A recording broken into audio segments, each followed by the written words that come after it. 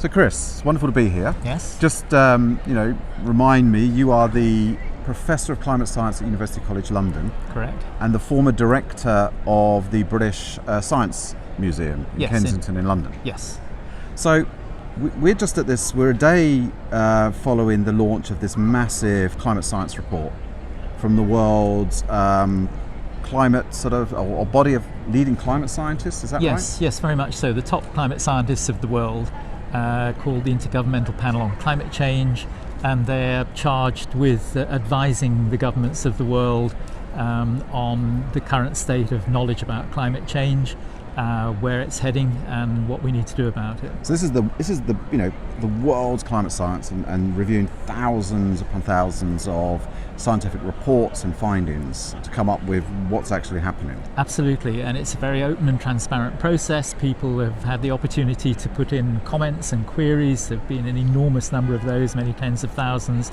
They're formally required to respond to each of those. So it's a very rigorous process, and it tells you what the current state of science is. So, but I was struck the findings are quite dramatic.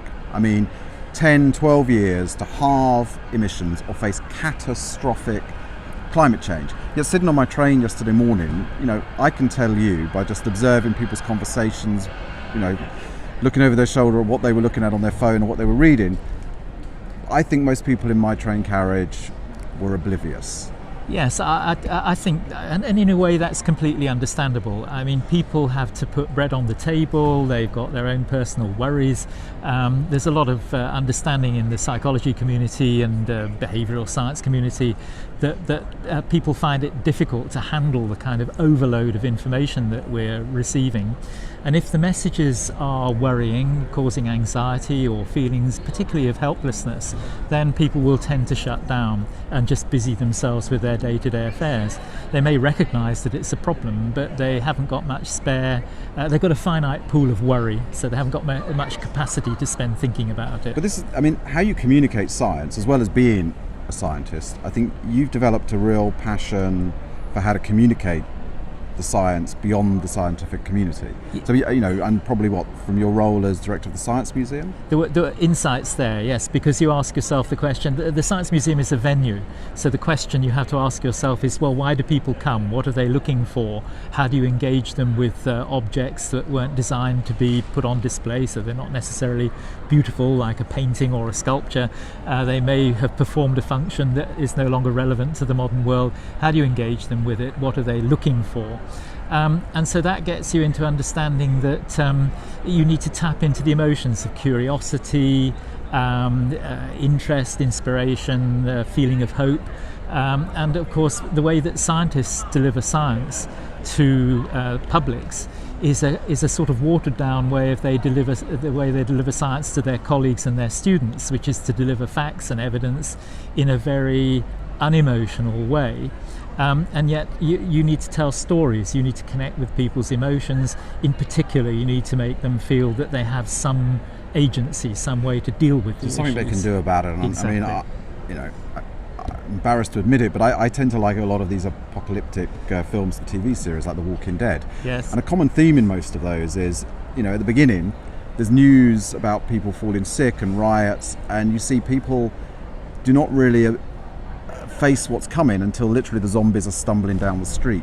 So, from a climate perspective, what's the equivalent of getting people's attention of the climate zombies stumbling down your front?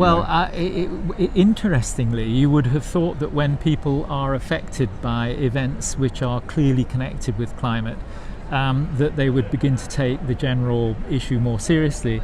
But there's quite a lot of research that shows if your house has been flooded, to some extent you don't care why. You've got the whole mess of dealing with it, handling your life.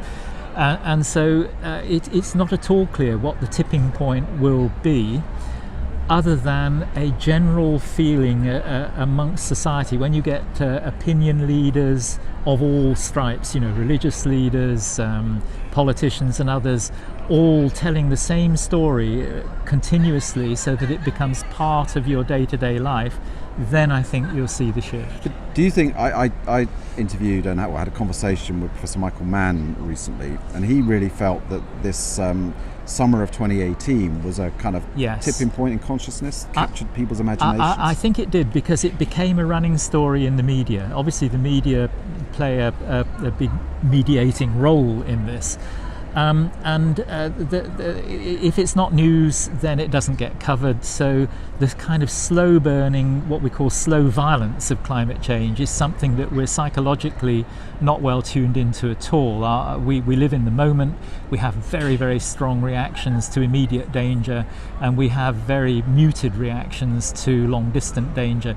In fact, in game theory, you could argue that the sort of wait and see what happens is a very good strategy, because if things are uncertain, that may very well be the best way to deal with So I'm them. going to put you on the spot here. Yeah. Just imagine you have been given the attention of every adult in the world for the next minute and a half. Right. So they are going to hang on your every word for the next Yes. minute and a half. What are the key things you would tell them about what's in this report to get their attention and to get them to act, put pressure on their governments? It's a moral outrage that they're putting their children and their grandchildren's future at risk. And that's it. Yeah. It's a moral outrage that there isn't mass mobilisation to ensure that our children and grandchildren, indeed everybody's children and grandchildren, aren't being left a damaged planet, and one which could, in principle, have very, very severe consequences for them in terms of food security, political stability, direct impacts, sea level rise, extreme weather, and so on. I mean, we're not talking very long, are we? I mean, we will probably begin to see much more severe events in the 2020s, with the catastrophic climate change, starting to impact people's lives in the next 20 to 30 years. Yes, this isn't, I don't believe this is an existential issue for humanity. I think humans will survive, but I think we'll go through a very rough patch if we're not careful. But will our society survive? Well, one of the worries is that the stability of civilization is more fragile than we care to think. We are often very kind of overly confident at the institutions that we have, and we're seeing many of those being shaken a lot with other issues. But what about the one thing that I don't think was dealt with very well in the report, or hasn't really been covered extensively, and came out in a report, Hot House Earth, the tipping points. Yes. So these are things that small amounts of climate change warming can cause things to happen that cause much greater climate change. Yes. And put it beyond our control. Tipping points. Yes, and that's true, and it's a feature of a complex, interconnected system of which the Earth is probably the greatest example. That you can push them and push them and push them, and they'll respond slowly, and then suddenly they'll flip into a new state.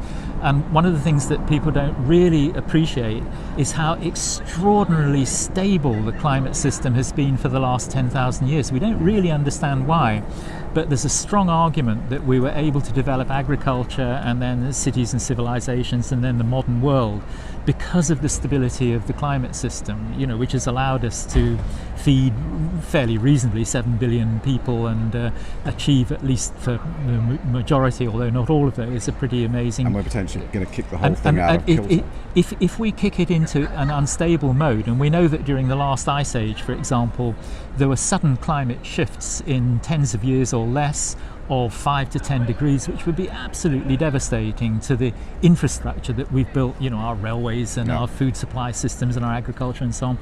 Now, the mechanisms that cause those sudden flips applied in the cold state and probably don't apply in the warm or even warmer state that we're going to. But the point is that we're visiting a set of conditions in the planet that we haven't visited before. Human beings haven't. Certainly, and indeed the planet itself hasn't been there for millions of years. And it's being driven by forces that it's not experienced before, our sudden release of CO2 and the changes we've made to the land surface. So it could well be that there could be sudden responses where it shifts to a new operating state that could be very damaging to us. Now, it's perfectly reasonable to ask, and indeed all strategists want to know the answers to the question, what is the worst that could happen? Even if the probability is very small, I need to understand what is the worst that could happen, because that will strongly influence my reaction and my response to the threat, the challenge. And in terms of our children, they will be experiencing this when they're grown up adults our age, which is not when they have their own.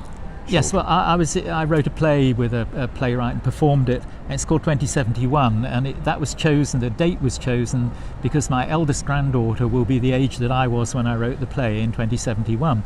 She will be breathing carbon dioxide molecules that we have emitted, in your getting here, that we've emitted today. So we're leaving a legacy that will last for thousands of years and certainly affect our children and grandchildren and their children too. Professor Rapley, thank you. And what do we call this? Is this the UCL this is quad? The front quad of University College London. So you heard it from here. Well, that's brilliant. Thank you. Please subscribe to the channel. There'll be a lot more of these conversations, and really look forward to you following. And comments, please. Get engaged with this discussion and take part. We are, after all, one community, and it affects us all. Thank you. Excellent. Thank you. Brilliant.